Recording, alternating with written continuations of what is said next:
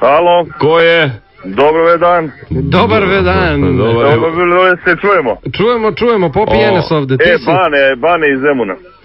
Bane, ljudska glupost. Bane, šta se meni desilo kad sam imao neki 20 godina, sad imam 41. Dobro.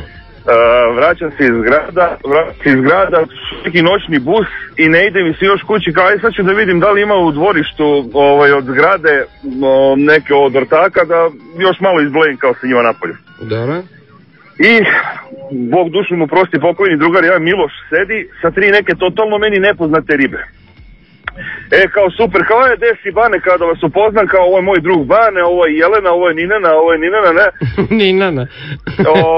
I upoznamo se mi tu, kao sad, pošto na klupici nigde nema mesta da se sedne, ja ću kao da čučnem pored njih. U tom trenutku kad sam čučao sam ono...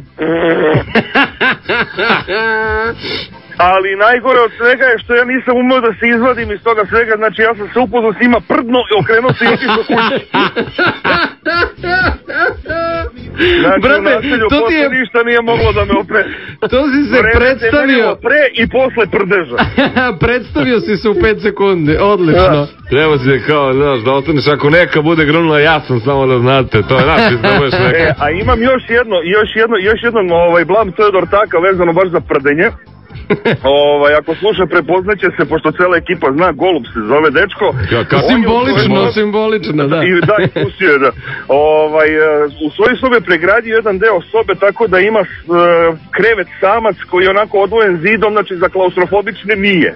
Dobro. Ali je mnogo dobra stvar kad privede ribu, znači odatle bežanja nema. Dobro. I uglavnom sa devojkom je bio unutra. I sad on nama priča, ali meša ono č. Dobro. Baš pravo onako zemuski. Kaže, čovječe, kaže, evo, sa njom unutra, ali prdi mi se u pičku metene. I sad, ja onako rekao, pustit ću Tihomira, jebem ti... Samo bez toja, baš se pretarate. Ne, ja citiram ga kako priča, kako se zaneo. Kada je to počelo da smrdi. I ja nešto... aj se rvemo, kao. Da mi izlostilo, kao.